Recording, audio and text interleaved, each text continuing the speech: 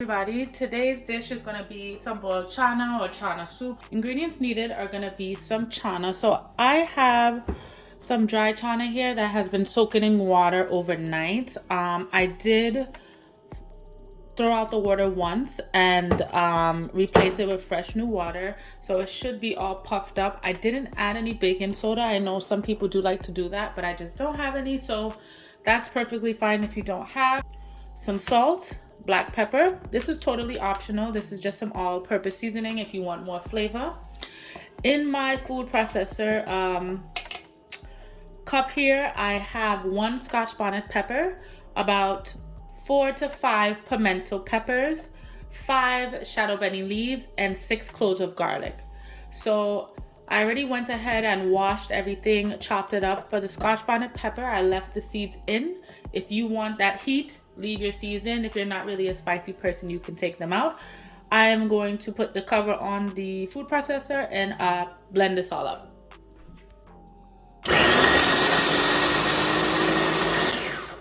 Perfect.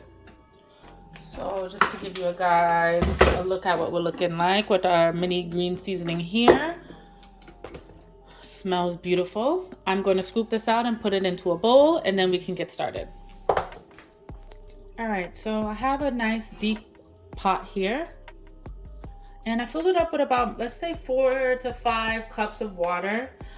This is about 2 cups of chana. So what I'm going to do is turn on my stove and pour the chana in. And I did wash these one more time out of that water before putting them in the pot. Okay, so what we're going to do is allow this to come up to a boil. And when it does, you're going to start seeing some foam forming around the top of the water. We're going to collect that and discard it. And to help speed up the process, I am going to put my cover on the pot, and I have my flame on a high.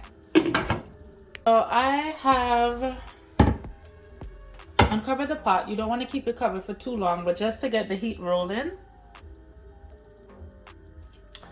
And now I'm going to wait for this to come up to a boil. All right, so as you can see, the froth, I'm just going to skim it off.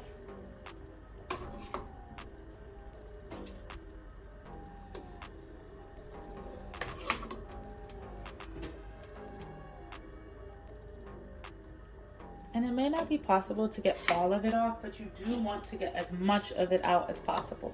Okay, so now you're just going to allow your chana to cook until it's nice and soft. So the chana right now, even though I might be able to crush it with my hand, it's still really not soft, as you can, I don't know if you guys can tell, but it's not yet chewable and softy and enjoyable. So I'm gonna let this go. It just started really boiling, let's say for about 20 minutes.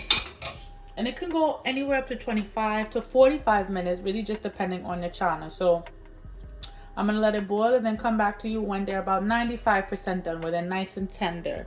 Now, if you had a pressure cooker, you can pressure cook these as well. I'm gonna give this a turn. Now, if you can see the difference, if you didn't notice before, I'm seeing a lot more skin, the skin of the chana in here. And if you wanted to test your peas, you can just take one. And it's gonna be very hot, but you'll take one and just smush it between your fingers and see. I'm gonna let it cool down a little bit before I burn myself, but you'll take one between your fingers and see that if it can smush, but it needs to be soft. So at this point, my chana is done. It's nice and puffed up. I did test it again. It's nice and tender. I'm going to strain this, wash it under some cool water, and then add it back to the pot. I ran the chana under some warm water. I put new water into the bowl, and I'm just gonna allow this to come up to a boil again. So as you can see, there's a little bit of froth and things forming at the top. I am gonna remove that for one last time before I go ahead and add in my seasonings. And what you see forming there at the top that looks kind of weird, that's just the skin from the chana. So, all right, so we're back boiling. I'm going to skim off the remaining foam that's in here.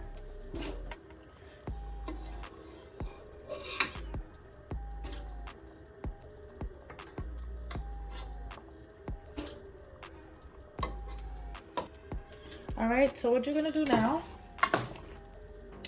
I'm gonna add in that seasoning that I had blended up in my food processor. All right, and this is what it's looking like beautiful and it smells beautiful. I'm gonna add that all into here.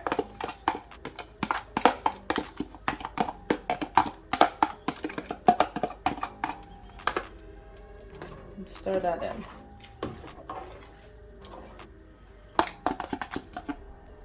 And what I'm gonna do is I'm gonna just take some of the liquid here so that I can get all of this out, because I want all of that in here. Okay, mix that in, and I'm using this spoon because I want the seasonings to come off of the spoon. All right, I just have a stem here. I'm gonna remove that. All right, so mix that in. Now you can go in with your black pepper. And I like a lot of black pepper, so I'm gonna go very heavy-handed with this. Salt, and you can taste for salt at this point. So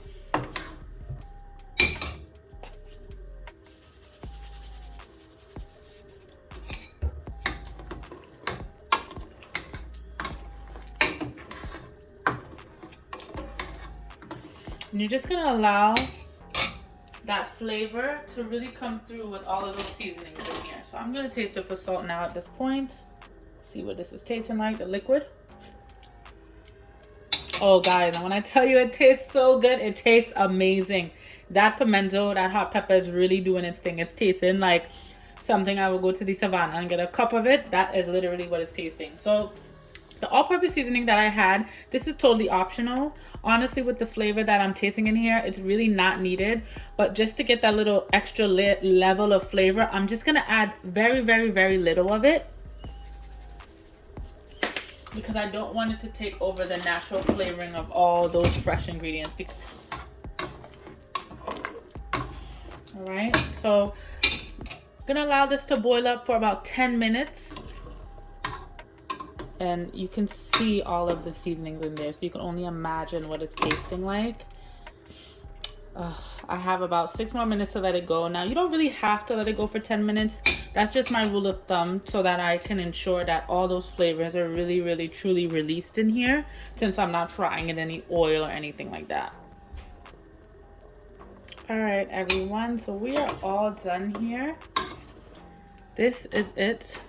All right, now if you wanted to get a little bit of a thicker consistency, you can go through with this with your swizzle stick, your hand blender. What I like to do is just take some of the chana and just kind of mash it with the back of my spoon.